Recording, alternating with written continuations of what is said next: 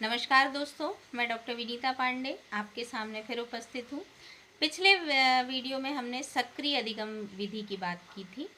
अब हम समझने वाले हैं कि सक्रिय अधिगम प्रविधि में हम कक्षा शिक्षण को किस प्रकार से करते हैं, या सक्रिय अधिगम प्रविधि के विभिन्न चरणों का वर्णन कीजिए। इस तरह का प्रश्न आता है कि इसके पद क्या है, सोपान क्या है, इसकी सावधानियाँ क्या है, तो आपको इसका आंसर लिखना होता है। तो सबसे बड़ी बात है कि इस प्रवृत्ति के अंतर्गत कालखंड का जो समय होता है वो 90 मिनट का होता है, और एएलएम शिक्षण प्रक्रिया जो होती है वो एक चरणबद्ध रूप से संचालित होती है। इसको समझना बहुत आवश्यक है, क्योंकि इससे संबंधित प्रश्न जो हैं वो वाइवा में भी किए जाते हैं।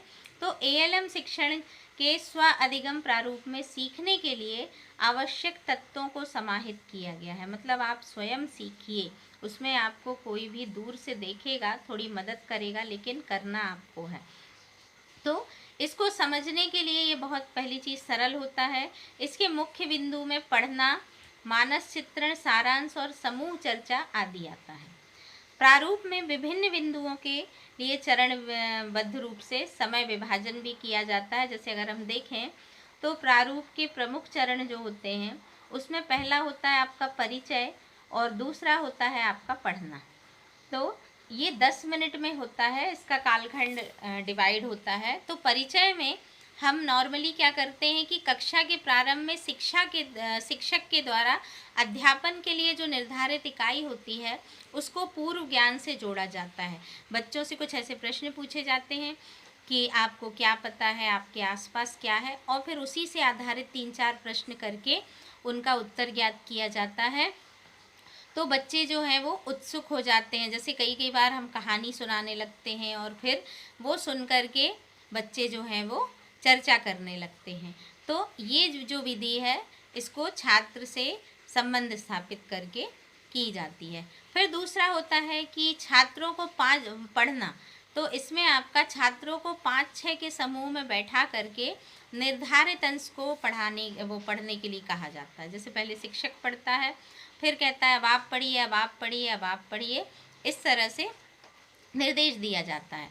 फिर कहा जाता है कि वाचन में छात्र निर्धारित इकाई से कठिन शब्दों और अपरिचित शब्दों को अपनी नोटबुक कॉपी में लिखने को कहा जाता है। जब वे लिखते हैं फिर आपस में चर्चा भी करके और हल खोजते हैं, और जब हल नहीं मिलता है तब वो टीचर से बात करते हैं या वो डिक्शनरी को देखते हैं शब्दकोश में। यदि हल नहीं मिलता है फिर वो शिक्षक से कहते हैं, तो शिक्षक जो है वो लपेट श्याम पट पर या श्याम पट पर इसको लिखाता है। तो इससे बच्चों की खोजने की प्रवृत्ति जो है वो बढ़ती है। अब हम देखें तो तीसरे नंबर पे हमारा होता है आपका मानस चित्रण। मानस चित्रण में आपका सारांश भी शामिल है, जिसके लिए 30 मिनट का समय निर्धारित किया जाता है। निर्धारित विषय में इकाई पढ़ाने के पश्चात छात्रों को इकाई के बारे में अपने विचार मानस चित्रण के रूप में प्रस्तुत करने के लिए टीचर जो है वो कहता है। जैसे कहता है कि आपने अभी जो पढ़ा इससे आपने क्या समझा, क्या सीखा। तो उस पाठ इकाई को पढ़कर छात्र के मन में क्या क्या भाव आते हैं, क्या चित्र आते हैं, उसको कहा जाता है कि आप उसको कागज़ पर बनाइए और लिखिए। तो इसमें इस प्रकार से जो प्रत्येक छात्र होता है वो अलग तरीके से अपना अपना माइंड मैपिंग करता है। किसी को कुछ समझ में आता है, किसी को, और फिर किसी चित्र, फ्लो चार्ट या अन्य रूप से सृजनात्मकता के रूप को बनाता है। और समूह सदस्य भी आपस में चर्चा करते हैं और उससे संबंधित माइंड मैपिंग को करते हुए लिखते हैं। और छात्रों में सृजनात्मकता तथा सहसंबंध स्थापित करने की जो क्षमता होती है वो बढ़ जाती है, और बच्चे जो हैं वो स्वतंत्र चिंतन करना सीख जाते हैं। अब अगला जो चौथा चरण होता है वो होता है आपका सारांशीकरण।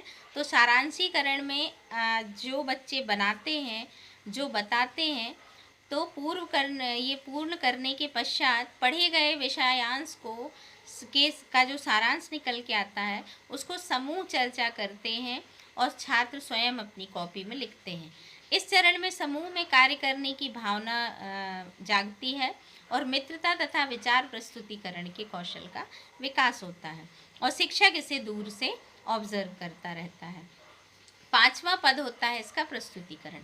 प्रत्येक समूह से शिक्षक एक प्रतिनिधि को समूह द्वारा तैयार किए गए माइंड मैप को सारांश को कक्षा के समक्ष प्रस्तुत करने के लिए कहता है और जो लिखा हुआ सारांश होता है उसको भी बोलने के लिए कहता है। तो समूह के दूसरे सदस्य के द्वारा कुछ चीज़ें बताई जाती हैं, कुछ के द्वारा दूसरी चीज़ें बताई जाती हैं। तो इससे क्या होता है, जिसको हम पूरे प्रत्यक्ष रूप से खड़ा करते हैं उसमें नेतृत्व क्षमता का विकास होता है और एक एक विद्यार्थी को जब हम खड़ा करते हैं तो उसमें अभिव्यक्त करने का जो कौशल होता है उसके गुणों का विकास होता है। आगे हम देखते हैं सुदृढ़ीकरण और पुनर्बलन।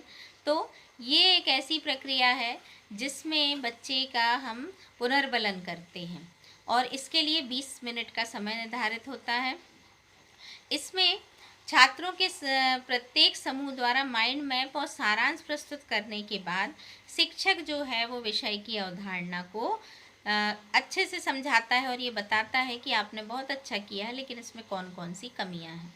तो उनके सहयोग से फिर शिक्षक जो है वो सारांश को प्रस्तुत करता है और विद्यार्थी उसको बहुत अच्छे से समझकर लिखते हैं। फिर होता है आपका आकलन। तो पढ़ाए गए अंश को सभी छात्र समझ गए हैं या नहीं, इसका मूल्यांकन बहुत आवश्यक होता है।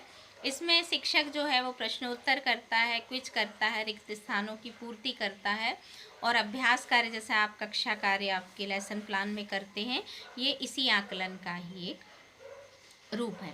फिर होता है आपका उपचारात्मक शिक्षण।